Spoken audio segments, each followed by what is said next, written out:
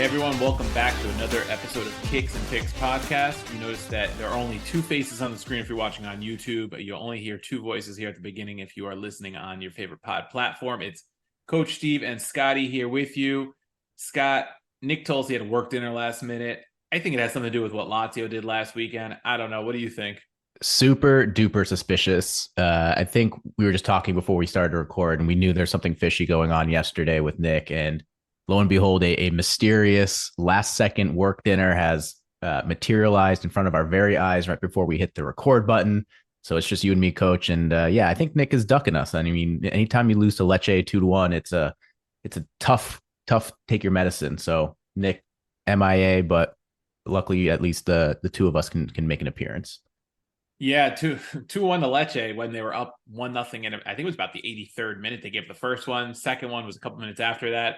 A little poetic justice for Romanisti like myself, because the guy who scored the winning goal is Eusebio Di Francesco's son, former Roma manager, who took them to the semifinals of the Champions League before they lost to your squad about 5 years ago now. So all these little connections always make football a fun time, especially with rivalries. So Nick is not here. Scott and I are. We will start by recapping the weekend that was. We will get into our locks of the weekend, and we have a guest for you later who we'll introduce in just a bit. So Scotty, on the weekend, we went 6-4.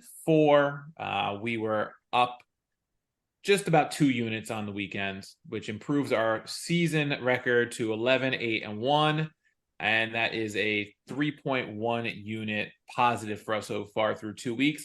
How you feeling? You picked up your first win last week, and we showed some improvement overall as well. Yeah, I did. I finally got on the board.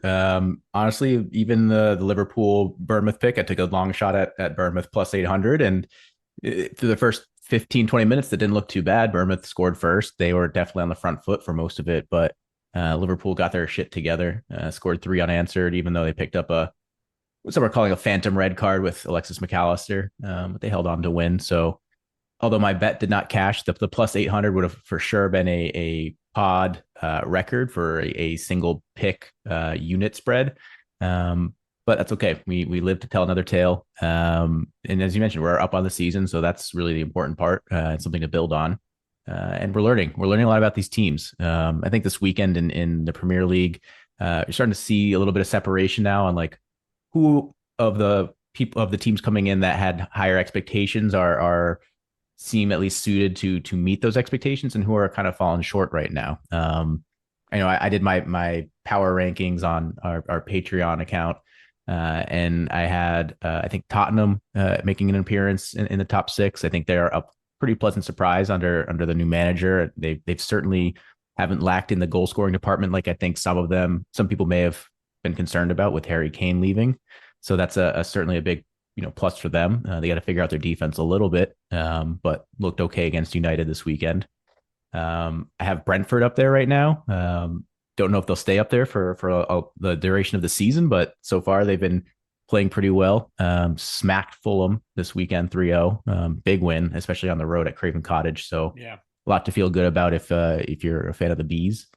And then I think the real surprise right now is Brighton. Of course, they had a great season last season, but they've been selling off a lot of their key players, and almost reminiscent of kind of how Leicester got picked apart when after they won their championship. Brighton are similarly getting picked apart now. Midfield's getting sold off for hundreds of millions of pounds to different teams at chunks at a time. Defense is getting picked apart. So, but they haven't missed a beat. They're one of 3 teams with Arsenal and City to have all 6 points through the first 2 matches. So they're kind of a beacon of how some of these, I don't want to call them mid-table, almost feels disrespectful, but how some of these mid-table clubs are trying to be run. And I didn't even mention they lost their manager too. So it's not even just like they have one guy that has kind of carried them, similar to how Brentford has had Thomas Frank carry them for their whole Premier League journey. They've been doing it under 2 different managers at this point. So some real contenders out there. I think it's certainly something to keep an eye on. And then some guys that aren't doing so well. Chelsea, I think, has been I don't want to say a pleasant disappointment, because I think that's a little bit mean, but there's been, no shortage of stories about how much they've spent over the last year and a half, and seeing them struggle mightily to start the season is should be concerning for fans of the club. Obviously, injuries have a lot to do with it, but doesn't change the fact that if you spend £1 billion in 3 transfer windows, you should be able to weather 4 or 5 injured players. But they seemingly haven't been able to figure that out yet. But yeah, I think that's really where we're at in the Premier League right now. Anything that you've kind of noticed or you want to touch upon? Yeah, I just want to give that shout out to Brighton. We took them as our pod lock against Wolves. I remember the number was pretty good. I think it was -110. I'm going to double check since I have it pulled up. Yeah, Minus minus 110. 110. We had them at Wolves. Solid hit, and they made it look easy. I mean, 4 goals against a Wolves team that frustrated Man U the week before. And, I don't know if that's an indictment on Man U or, if Wolves just overperformed against United and just had a clunker the other day. But Brighton looks real good. I think maybe the best way to call these teams, if so, not to disrespect them by calling them mid-tables, maybe non-traditional powers, because Brighton is competing with the big boys now. I don't think they're going to make a push for the title. I'd be a bit surprised because the competition's so, diverse at the top of the table. So many of those sides have reinforced, but I think it speaks volumes to the recruitment and the scouting of Brighton, because they sell these players, like you mentioned, they don't miss a beat. They sold McAllister and Caicedo this offseason. That was 2/3 of their midfield in the 4-3-3 that deserved And to play. Trossard was sold to Arsenal in January. Yeah. So yeah, I mean, and I think they just brought in 2 South American players that I didn't recognize their names. I'm not a South American soccer scout, so but I have every reason to believe that I'm sure in the next year or two we'll probably see them grow at Brighton, and maybe they're the next ones to move on. But yeah, like I said, they're kind of the model of how a lot of these emerging clubs want to be run, because they're able to find great talent out of the non-traditional markets. They bring them in for a reasonable sum. They develop them. They get the benefit of their talent and see them climb up the table. So obviously that helps them financially, and then they turn around and sell them and make a profit, and then start that process all over again. So it's a good way to sustain yourselves when your commercial income is not at the same level as some of these traditional top 6 clubs, but hopefully over time, if they can kind of keep that up for a series of few seasons, they get a few seasons in Europe, maybe that commercial income, comes with it. And then they can kind of be a little bit more sustained, and they don't have to rely on, making sure every South American player or, Belgian player that comes in is a smash hit, right? They can kind of deal with a few misses here and there. Yeah, and I guess to make a Serie A comparison, since we cover those 2 leagues, it's very reminiscent of what Atalanta's done over the past 5 years or so with Gasperini and the owner Percassi, and the way they've built those sides, finding those players from non-traditional markets, selling them at high profits. A few Italian players as well, but a lot of guys that come from, Zapata and Murillo been a big part. They're both Colombian, and they've gotten guys that maybe were not on the outs with their club, and maybe not performing up to expectations, or like you said, guys that they've found, like Højlund, right? Look at the money they just made off him going to Manchester United. Came from Denmark, played 1 season, he's going for big bucks. So I definitely think these clubs like that come from smaller cities, less traditional markets, that are going to pull in those big commercial dollars, they just have to have a good system, and those 2 clubs have proven to be able to do that. And now, I don't know if Brighton will follow the same path. Atalanta started to spend a little money the past few years because they're so financially stable that they were able to drop 30 million euros on Gianluca Scamacca, outbid Inter and Roma, more traditional clubs in Italy. And I'm wondering if at what point we're going to see Brighton maybe in another year or two, not splash the cash all the time like a Chelsea, but maybe here and there pick a player that's coming out of, a lower table club that is intriguing to them and fits their project well. And I'm curious when that starts to happen too. Yeah, and they can do that with top players at at clubs in other leagues like La Liga, right? Like you can go into an Atletico and maybe buy a midfielder for 50 or 60 and 50, 60 million pounds and know that he's been established in a top league, and there's a good chance that he'll succeed in the Premier League, and you don't have to take that much of a risk, but there's still certainly room for development beyond that. Yeah. I think a good counterpoint, a good foil to kind of how well Brighton's being run is a club like Everton right now, who are exactly what people are trying to avoid. Even if you have some money coming in like Newcastle, where you can suddenly start to spend and hopefully move yourselves up in the echelon of the Premier League. Everton, we talked about them all season last season as being a potential relegation candidate. They've nearly were relegated the past 2 seasons. I think there's a little bit of hope that maybe Sean Dyche is quality enough manager that maybe they don't have to be in that conversation as much this year. Maybe they sit in the mid table and have some spells where they're not looking great, but they started the season in a rough shape. They had their home opener soiled by Fulham and kind of what was a smash and grab type game where I think Everton dominated possession. They had more shots on target, and Fulham managed to grab a goal in like the 75th minute or something like that. And so Everton were left empty handed. And then this weekend, they got absolutely dominated by Aston Villa. I mean, Aston Villa did not look great in their opening match against Newcastle, No, but not at all. a home match against Everton, I guess, cures all ills because they just absolutely destroyed Everton 4-0. And then they actually won today as we are recording this in Europa League 5-0. So I guess that's a nice little way to tune yourself up before a European matches is just kind of beat up on Everton. But it feels like Everton are going to be in that conversation now in the relegation battle, at least to start the season. Yeah, for sure. All right, so that's the Premier League for this past week. Talking just a little bit about Serie A, they had their opening weekend this past week.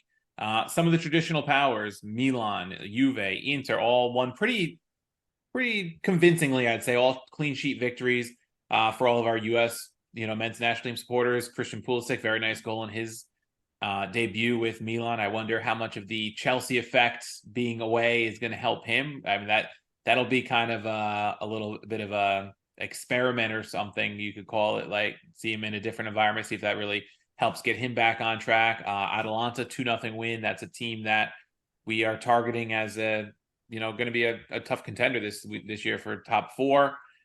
We mentioned Lazio. That was a big bust on their part. They look like they were cruising to a win. Nick had them money line, I know, in his picks. Luckily, Ciro Immobile did score their only goal, so it helped us hit one of our patron props. We were profitable there in Serie A goal scorer props.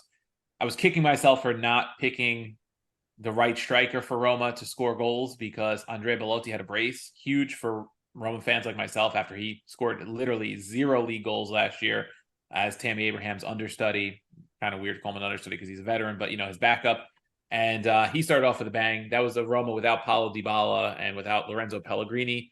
Ended up drawing 2-2 because Antonio Candreva turned back the clock with 2 wonder goals. So Roma dropped points, Lazio dropped points. Everybody else in the thick of things, at least in the early projections for top 4, all won. Napoli won after giving up an early penalty kick at newcomers Frosinone. Fiorentina big winner 4-1 against another newly Big win. promoted side. Double bet win for us too, because I think we had total yeah. over and we had Fiorentina money line. Yeah, Nick had the over 2.5 in that one. Fiorentina hit it themselves, and I think the first half with 3 goals. I had Viola money line, so that was a double winner for us. Atalanta team total, that 2-0 win was big for Nick. It took them a while to break through against Sassuolo, but they got those 2 goals to hit there. We did pretty well in Serie A this weekend because our patron props, we hit 2 out of 4. We were a marginal, not marginal, but an offside in the buildup for Giacomo Raspadori from hitting a third. And like I said, if I had put Belotti in, like my gut was telling me, and not El Shaarawy, like my brain told me after last season, we were really close to going 4 for 4. So nice weekend for us in Serie A. Not as nice for Nick and my sides as there were only 2 to drop points of the bigger clubs in the peninsula. So we'll hope for better. But overall, betting wise, Serie A was pretty good to us last weekend. Yeah, and it's interesting too. And it wasn't just that you guys dropped points. I mean, it was in the manner too. Roma and Lazio last season were pretty strong defensively, and for both sides to concede 2 goals to lower table teams, it kind of raised a few eyebrows, in my opinion. Yeah. I don't know if that was somewhat expected from your side, but it, typically we talk about Roma and Lazio, we're usually hammering the unders. So if the fact that both of those matches went over because their defenses failed them, certainly a little interesting to start the season. I can say 95% of the time or so, Roma wins that match based on the overall gameplay in that match. It was 2 really, really nice goals, especially the second one. So the over may be a little surprising because Roma scored 2 and gave up 2. That didn't happen a lot last year, but the manner in which Salernitana scored 2, most weeks it doesn't happen. So I'm not as concerned as some people might be just by looking at the score line for sure. It was an XG of 0.14. And I mean, that says they didn't create much. It's actually interesting. I think 5 matches in Serie A went over last weekend. Lazio, Roma, and Juve were 3 of them. Wonder how often that's going to happen this season. Yeah, Juve, that to me was a bit of a surprise that they scored 3 goals so easily against Udinese. Not that Udinese is that great. I know they sold off a little talent and, all in the But first half Juve too. scoring, yeah, Juve scoring 3 in the first half, it was surprising for sure. Nick's boy Adrian Rabiot picking up the Yeah, third. Wonder of if all you people, had him as a anytime goal scorer. Probably not. probably. Um, and then I think the other one, I mean, Napoli got it done, but they kind of started off a little shaky. I Yeah, think they conceded first. I don't know, was it a penalty? penalty kick in Um, the 7th minute. Yeah, not exactly how you want to start your title defense, but they got it together. Similar to Liverpool, scored three unanswered, so they get the 3 points in the end. But yeah, definitely a little bit of a shaky start for them. yeah, I think they'll be a little more vulnerable this year. I think selling Kim to Bayern is going to be a bigger loss than maybe some people would expect because the focus is so often on the attack with Kvaratskhelia and Osimhen, who scored a brace himself this week. But I think there'll be a few more goals conceded in Naples this year. Yeah, something to keep an eye on. And I think you know it's only one match in the season, but there really weren't any like performances from any of these lower table teams that were surprisingly bad. I think they all kind of fared pretty well. Maybe you can make a case for Genoa and how they got handled at home, but Yeah. a lot of them put up a decent match, and we'll be interested to see how that battle kind of shapes out over the next few weeks. Yeah, for sure. And it'll be interesting to see how teams like Frosinone and Genoa bounce back from those defeats, right? That first game back at home. Genoa was more of a traditional club than Frosinone, but both got handled in their first year back in Serie A after being down last year. Cagliari ended up getting a draw on the road, so they actually had the best result of the three newly promoted sides. So it'll be something to keep an eye on. I think Genoa's got enough talent to stay up. Frosinone, I have a feeling, could be that 20th place team this year. Yeah, we didn't really see odds for relegation in Serie A beforehand, but I'm sure if they had them out, Frosinone would probably be pretty heavy. They were the favorite to be relegated. Yeah. All right, so it takes us to our picks, right? Yeah, I think it's a good way to transition going from futures to picks. So maybe I'll kick things off. I'm going to go back to the well. I've taken this team 2 consecutive weeks already, so I'm going to keep going with the third. It's going to be Tottenham money line. They're plus 100 at Bournemouth. I talked about Tottenham. I have them in my top 6 for power rankings. I think the way that they've been playing is a pleasant surprise. Certainly haven't dropped any in the goal scoring department. And I think that's a reassuring sign for things to come this season. Bournemouth, on the other hand, didn't look great overall against Liverpool. They had a good first 15 minutes, but after that, the level dropped off pretty significantly. And even after Liverpool went down a man after the McAllister red card, Bournemouth never really took it to them. Usually, you'd like to see a lower table side with basically nothing to lose in that match, right? They're not coming into Liverpool expecting to come out with 3 points, but once you get a man advantage, I'd expect them to play a little bit more determined and take some more risks, but never really pressured Liverpool. So I don't see them doing too much in this one. I think Tottenham, they've scored multiple goals in each of their first 2 matches. I think that's a trend that continues in this one as well. So if you like the team total over 1.5, by all means, but Tottenham money line, even money here, I think that's a really good value. And we talk about it sometimes early in the season. Books take a little bit to catch up to how teams are playing versus their expectations. And I think this is what's happening with Tottenham. I think they're getting a little undervalued or by books right now. So as long as that's the case, I'm going to keep riding them until the wheels come off. Yeah, especially coming off, the win and the draw. They got 4 points in their first 2 matches. When you see them at even money on against one of the, lower half clubs, I think you always have to take one of those big 6 clubs when you get that kind of number, especially if they're coming off a win. Yeah, and I don't even know that Sun has really gotten going yet. They've gotten goals from some non-traditional names so far. Actually, I think Ben Davies' goal ended up getting converted into an own goal, but from United. But it's coming from all different parts of the squad right now. So I think they have every opportunity to get, like I said, a couple goals here, maybe 3, like Liverpool. And I don't see Bournemouth being able to keep up with that. Yeah. All right, my first one, I'm going to the Bundesliga. One of my biggest regrets last weekend was not taking Union Berlin on Sunday morning at Your even team. money. Even money at home, and they just cruised to victory 4-1 against Mainz. I was kicking myself all day on Sunday for that one because it's not every day you get a team like that at home, especially the way they performed last year at even money. So I'm going with them this weekend. They're at Darmstadt, one of the newly promoted sides in the Bundesliga. Money line for Union is minus 110.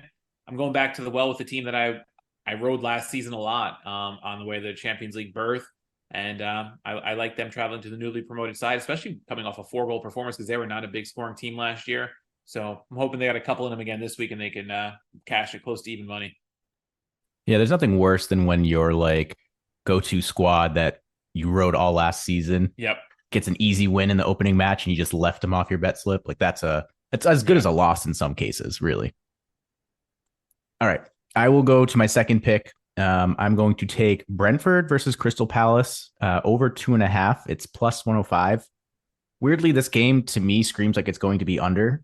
Crystal Palace did a pretty good job against Arsenal on Monday. Arsenal were lucky to get a goal. It was on a penalty kick. Odegaard managed to convert it, but Crystal Palace defended really well. They were clogging the box. They were preventing crosses from getting into any of the runners from Arsenal's side.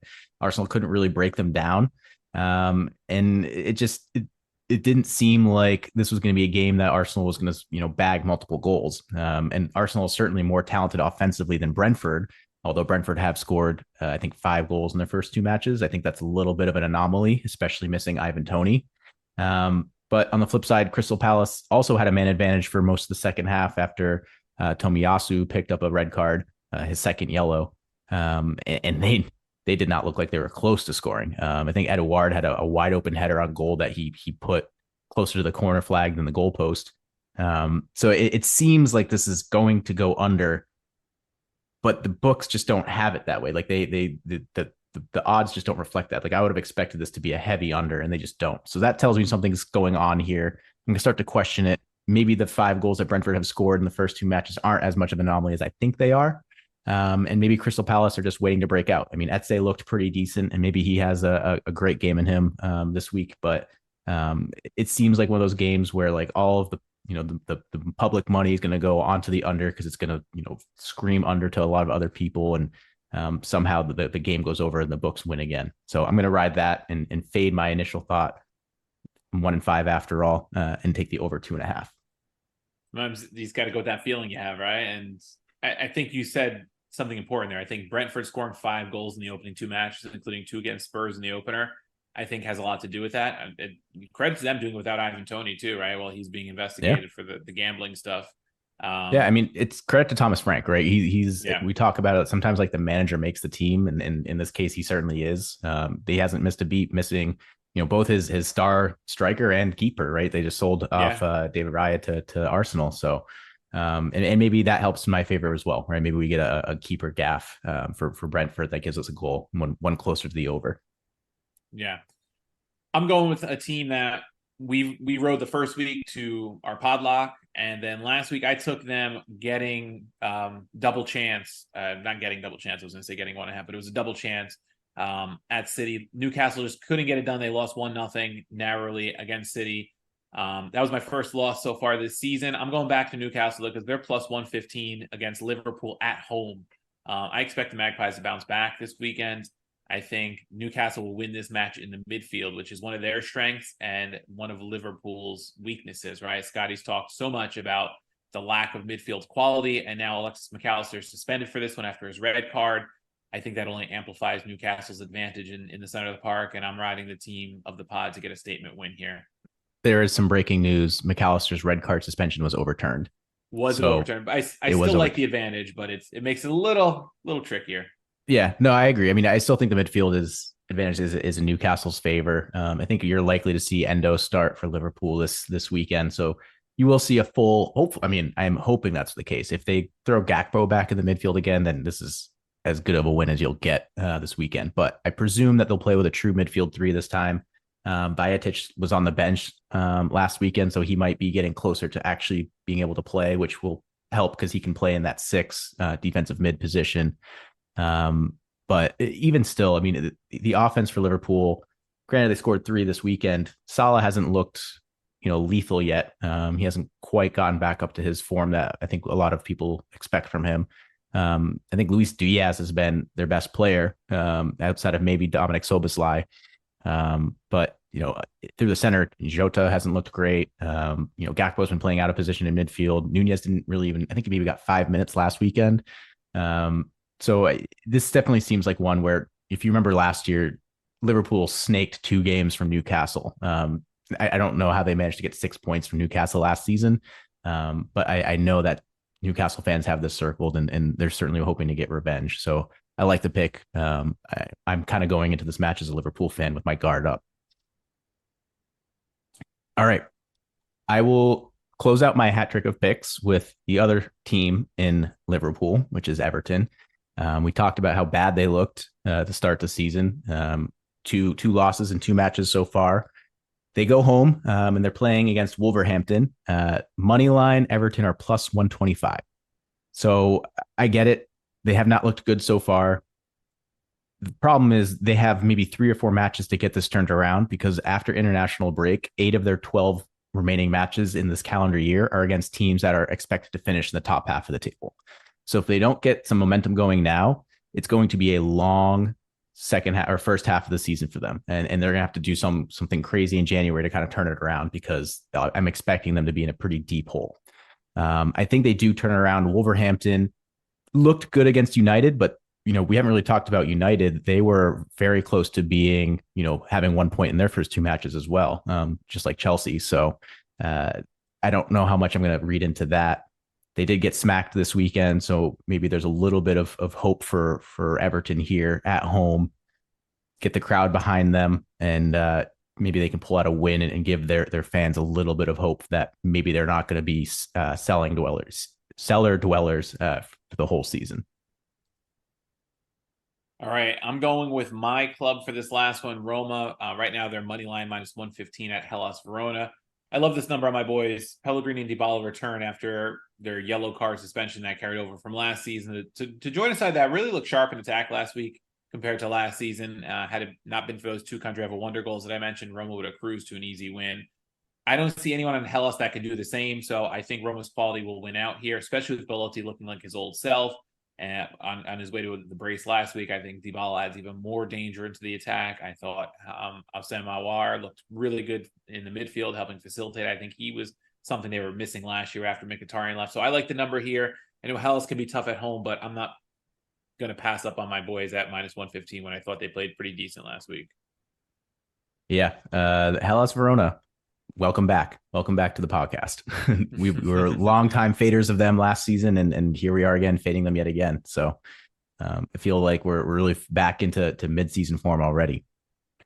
All right, so Nick is not here, but he did give us his 3 picks with his notes. So Scotty, we'll bounce back and forth. I'll take the first one here. It's Aston Villa money line plus 110 at Burnley. This is something I considered myself, so this is a pick I really like.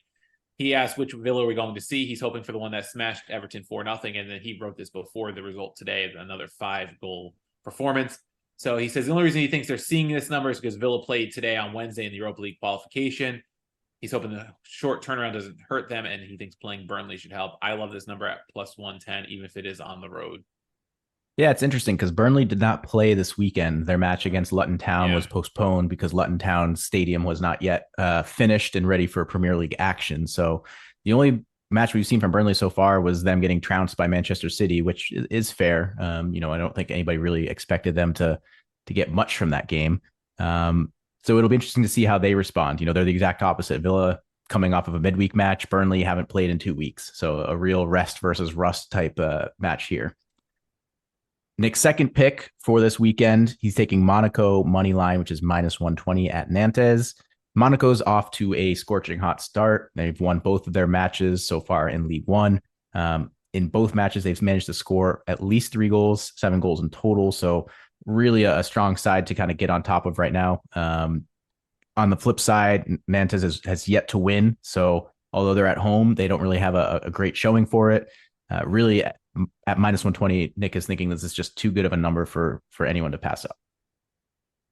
All right, and he's going to Spain for his last one. So he said he is the new coach worldwide this week. He dubbed me that last season when I went to the Bundesliga so often. So he's going all around Europe this week. He's going Valencia money line minus 110 against Osasuna. Valencia are off to an undefeated start. He says after 2 solid wins, we need to back the away side here. They're looking to stay hot and compete for top 4 this year. So he's riding them at minus 110 on the money line. So he's riding a lot of near even money bets here with sides that you don't always see it with. All right. And that brings us to our pod lock. Our pod lock is currently 2-0. So we want to keep that undefeated going into week 4. For our third pod lock of the season, we're going to La Liga. And we're going to be taking Barcelona moneyline minus 105 at Villarreal. A really nice number for Barcelona. I mean, we know they started off slow with a scoreless draw against Getafe. I think that was a match where both teams had red cards. I think Barcelona picked up the first one with Rafinha, but they turned around. They had a 2-0 win against Cadiz last weekend. I think that form carries into this weekend at Villarreal. Minus 105, you're not going to see Barcelona getting that number in La Liga unless it's against one of the teams from Madrid much this season. Yeah, I think anytime you get Barcelona at just about even money and it's against one of the sides that is not Real Madrid or Atletico, like you said, I think you have to take it. I know Villarreal is, I think, also on 4 points so far, but it took them a lot to get that goal last week to win their match, and they did lose a lot of talent this offseason. So I like this one. I like Barcelona minus 105. You always got to take a chance on them at that number.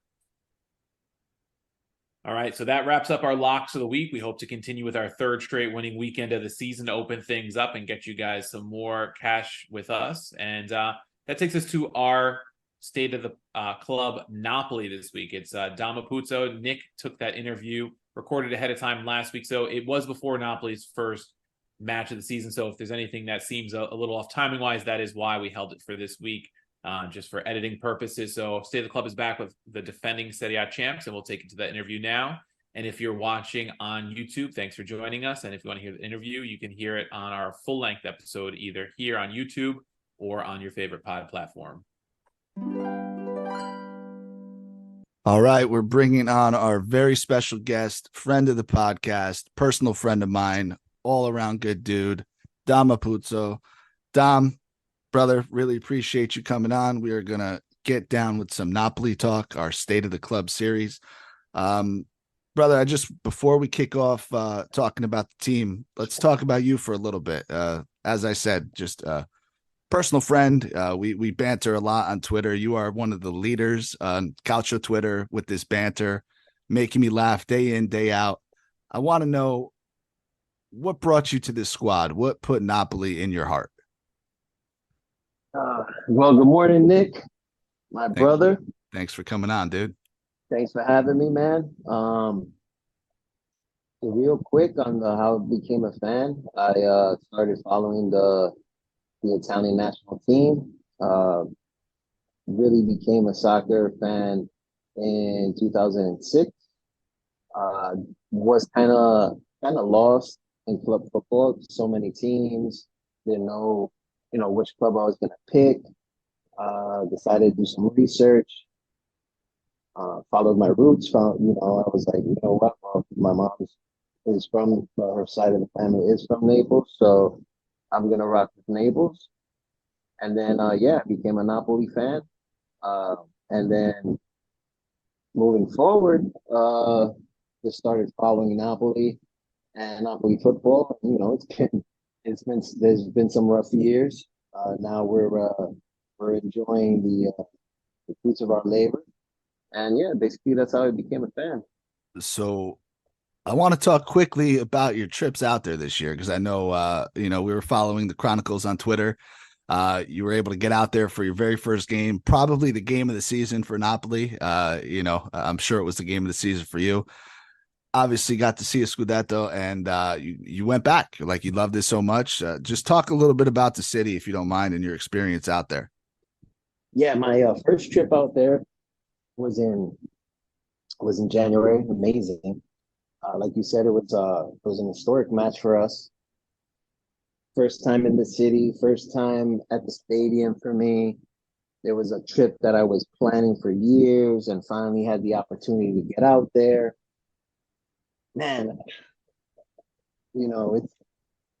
it's kind of sad how Napoli kind of has this stigma about being a bad city, crime and all that nonsense. I went to the city. I had an amazing time. The food is delicious. It's cheap. The people they embrace you. One thing I noticed about Napoli fans from the city is that they love seeing Americans repping their team. It's something that they had people come up to me like, "Where are you from?" I'm like, "Oh, I live in New York. I'm from over there." Like, "Why do you a Napoli fan?" And I was like, "My mom is from here." They just embracing me, and it was just amazing everywhere I went. Walking into the stadium for the first time, it was just it's like how they say, you get this overwhelming feeling, the goosebumps. Not gonna lie, maybe one or two tears, you know, drop down my cheek. Walking into that match, I was like, man, I hope we come out of here with a W. It's Juventus. And man, it was just an amazing, amazing match. The atmosphere, just seeing both curvas completely activated. It was just an amazing time. And then that 5-1, that 5-1 beatdown, that was the cherry on top, bro. For sure. Yeah. So Love it. amazing overall, brother. Like it was awesome. So then, I decided that, I was like, listen, we had a good lead at that time. I was like, if we're gonna win this league, I have to come back. I have to come back to celebrate. And my good friend Dan Bowen, huge Napoli fan, he lives out there. Uh, I went back. I spent 2 weeks with him and his son Mario. We not only went to Napoli, but we went to Milan. We went to Florence. No, I mean not Florence. We went to Venice. We had an amazing time. Then towards the end, 1 week left in our vacation, we went to Napoli. And brother, it was just amazing. I was so lucky to have the opportunity to be at that match. A lot of people didn't get tickets in time. Sure. Yeah, it was just an amazing time, brother. Just being out there celebrating. I mean the city was celebrating already for 2 months. That we already had the league in our pocket. So, but still, the atmosphere was insane, bro. Insane. Love it. So that's awesome. I appreciate you sharing that with us. And I think once in a lifetime that you were able to be out there at those times. So happy for you for sure. So let's quickly take a look back on last season. I mean, won the Scudetto, first time in 30 years. I mean, I can't imagine you're seeing this season as a failure. Maybe fell a little bit short in some of the other competitions. The Coppa Italia was a little bit of a shock loss. And then that quarterfinals in the Champions League probably stung a little bit, but give me the overall assessment of last year. My assessment in terms of the league, if you would have told me last summer that we were going to not only win the league, but we were going to win the league by 16 points, I would have been like, get out of here. Right. That's crazy. So that was when we signed Gasparotto and Simeone, that's when I was like, okay, we definitely have a shot to win the league. Like I didn't think Gavada was gonna have such an explosive first season. But I did in my mind, I was like, we have a shot. So that was my feeling of the league. Champions League, well, reaching the quarterfinals for the first time was huge. Yep. We've never been there, right? So right there, it's an amazing thing, but it's also kind of working against us. You get the butterflies in the stomach, your emotions are running high. To be honest, the result after 2 legs ended 2-1, which wasn't bad at all. And let's not forget that ref, which right now is not allowed to call any Champion League games, did a horrible job. He basically took out Kim and took out Angucia for us. Yep. With highly questionable yellow cards. So, and that then score was still 1-0. So it wasn't like we Sure. got massacred. The second leg, we weren't clinical enough. We all know what happened. And to be honest, we didn't have our best player on the field for the first leg, and that hurt us. So me being optimistic, I think the way we went out wasn't bad at all. Would I would have liked to reach the semifinals, obviously. Of course, yeah. But hey, we made it to where we made it. It's in the past, and now we have that experience on our jersey now. So now, we're going back into the Champions League this year. So let's see what happens. Yeah, I think you hit the nail on the head. That experience gained while dominating Serie A, I don't think you could put a price on that. So I think you're in a good position going forward. The one last thing I want to say, Spalletti, outstanding job. Obviously, I think Calcio fans are probably happy for him to finally shed a little bit of that reputation, to get over the hump, to win that title. But now he's gone. So I want to get your thoughts on the appointment of Rudy Garcia. I've been pretty critical of him. I think he's a guy that hasn't done much, especially lately. He had a terrible spell with Roma and Serie A last time. He was very recently in the Saudi League. Couldn't get it done there. I think his last title was in like 2010 in France. So this was even before some of the PSG super teams. How's the fan base feeling about this appointment? First of all, Nick, you're a Lazio fan, so Yeah. I'm not surprised at all that your criticism of Rudy is a little bit Maybe a little harsh. biased. I understand. I get it. So let me see. On Garcia, believe it or not, I'm very excited about this signing. Okay. Spalletti did an amazing job. You cannot take that away from the guy. We kind of got figured out. I mean, there's reasons, there's theories out there why we kind of like 2 months into like the last tail of the season, those 2 months, we kind of got figured out.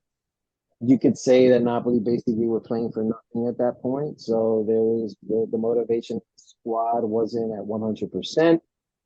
I kind of see it maybe being that, but I also kind of see that other teams kind of figured us out. And Spalletti wasn't adjusting to that type of method, because in his mind, this is what I'm thinking.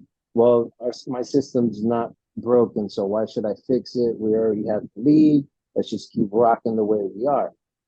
Now, Rudy Garcia coming in kind of has like a similar style as Spalletti when it comes to attacking football. He has certain differences when it comes to his tactics.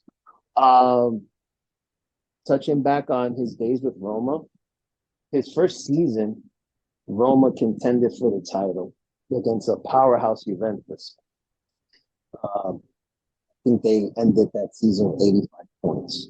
The second season, also they ended in second place. So I'm going off of those 2 seasons. He didn't do a bad job. Yes, that third season he got sacked, and Spalletti came in. I truly think a coach at the stage that Rudy and Spalletti are, they are as strong as their squad. Yeah. Look at what Spalletti did with Napoli. He couldn't do that with Roma. He couldn't do that with Inter. But he did it with Napoli, and he took the lead in March. So Rudy, in my opinion, the only thing what he has to do is he has to follow Spalletti's blueprint, and he has to make certain tweaks. Like I mentioned earlier, he kind of got figured out. Galvardo's getting doubled, sometimes triple teamed. We had no attack threat on the right side. Yeah, definitely. So and Zelensky was on and off. we didn't have our left back overlapping. So it was just Gavaro's getting jammed and boom. That was kind of like where our attack on that left side just came to a halt. So I've been watching the friendlies, and for example, Garcia has placed Pascual right wing. I like his methods. He has this tactic that he brings in his wingers. They kind of drift towards the center, and then our fullbacks make forward runs, almost kind of like playing a winger role. So, and I saw some nice things there. So to wrap it all up on that topic, Rudy is the question mark because we lost Kim, but Rudy, it really depends on what he does and how he approaches our opponents. So I'm very excited, and I think he's going to do. I actually think he's going to do a good job. Okay. Appreciate that. So let's talk a little bit about what's going on in the Mercato. You mentioned Kim being out. What's going on in terms of a replacement? You kept most of the squad intact so far, which I think is great. But talk to me about any areas of need. I know there's been rumors about Coop Miners. There's been rumors about this Gabri Viega from Celta Vigo. I think Coop Miners would probably potentially put you guys over the top if it happens. Zielinski maybe going to Saudi Arabia. Now they're saying his wife doesn't want to leave, so he could be staying. What's going on? Give me the real deal story on the summer, because I feel like if you're not a fan of a team, you don't really know what's true and what's not, right? I'm seeing rumors left and right. I don't have a pulse on any one team outside of what's going on with Lazio. Talk to me about what's going on this summer. So with the Kim replacement, we pretty much, as far as I know, we already signed his replacement. Now, I don't know if I'm pronouncing his name right. I don't know if it's Nathan or Nathan, or I don't know how to pronounce his name. Forgive me for that. Brazilian prospect. Reviewed some tape on him. To replace Kim it's going to be. Come on, that's going to be very hard. But also, Kim came in and did a good job replacing K2. So, reviewing tape on him, he brings that physicality. He can't body the guy. Guy's big. He's athletic. He knows how to mark his man. Has good positional awareness. He also likes playing the long ball. He knows how to find his wingers. One question mark, he's kind of careless with his tackles.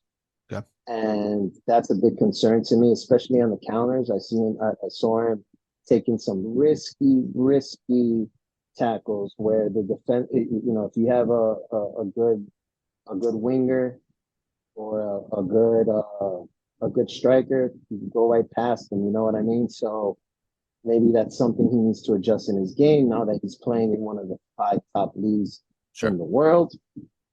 So that remains to be seen. Other than that, everything else we just have to see how he fits in. Zielinski, it looks like he's staying. It looks like he's locked in. So that tells me that Coop from I like calling him Coop. Coop from Atalanta won't be coming because then we kind of be overstacked in that position. Okay. Viega is coming, from what I've been reading. Should be coming. That announcement should be dropping next week. I love the kid. He's young. He's dangerous, and I think he's going to fit in our system well. But we have to give him some time to fit into that system. So I don't see him starting off the bat, but I do see him coming in and being very effective as the season goes. Okay, cool. Let's talk very quickly about ownership and management. We got De Laurentiis, one of the superstar owners, right? This guy is larger than life. He finally brought this title to Napoli. I want your thoughts on him, and then what's going on with the sporting director position, because Giuntoli has left to Juventus, and he's cleaning up a little bit of their mess right now. So talk to me about ownership management. Are you happy with the direction? What's going on there? So, brother, I don't know if you've seen it, but I'm pro ADL right now, man. Okay. To me, the guy right now, he's the GOAT. Out of the owners in the league right now, as it stands, I go off of last year's performance with players, with staff, with management. What ADL managed to do, losing 3 of our top players last summer and coming in and replacing our players and replacing them wisely when it comes to performance and when it comes to how much we're paying them.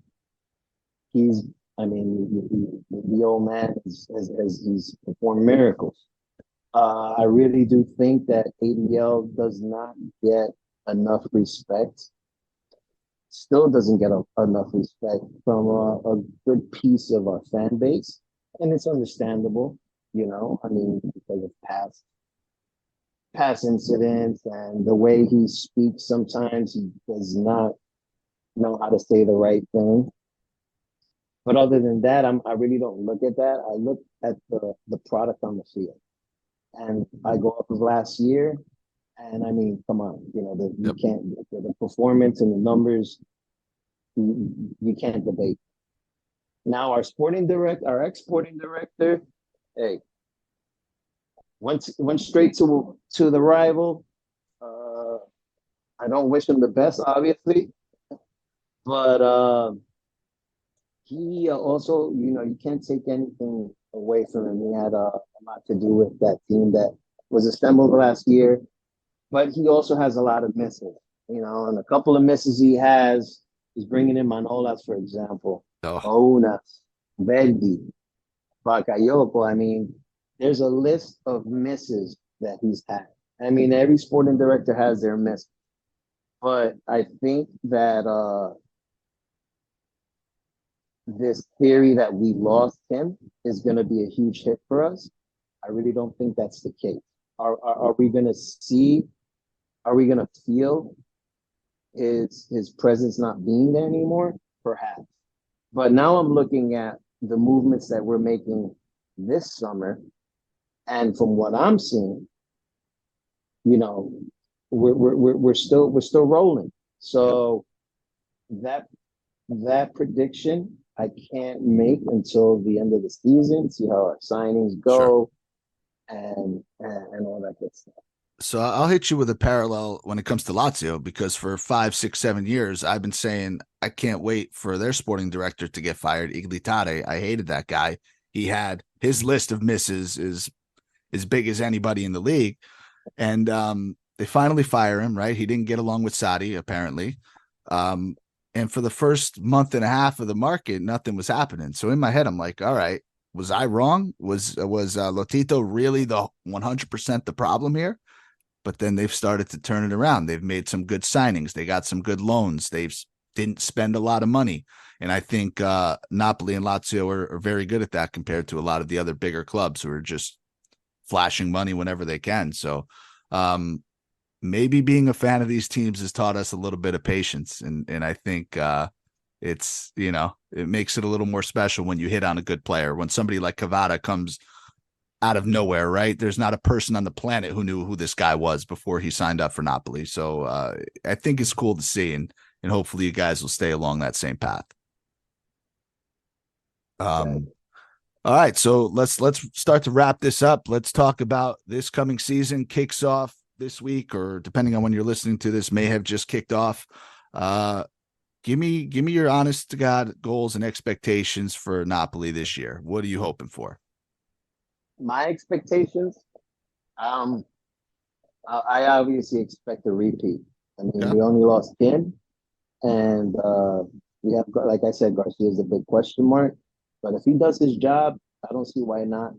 I'm just looking at the other teams and the signings they've made, and the gap that was there after last season. We're talking about, the closest team that got to us was 16 points. It was 16 points behind. So there's a huge gap there. Serie A, I'm expecting the Scudetto. Champions League, I'm expecting semifinals.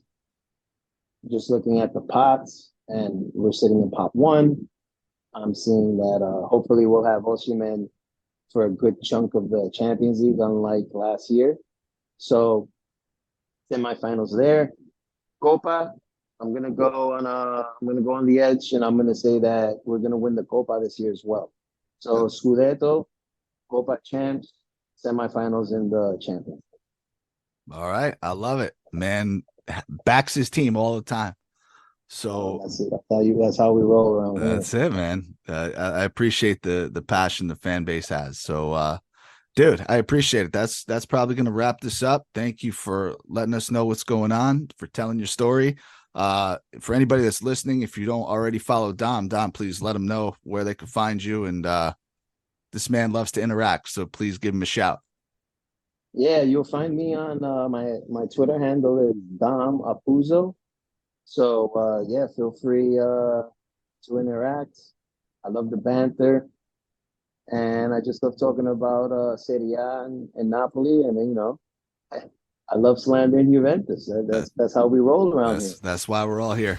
Appreciate it, brother. Thank you again for coming on, and we'll certainly have you back for a big game this year. Thank you, Nick, bro. Had an amazing time, and hope to be on the show again, brother. Appreciate it, dude.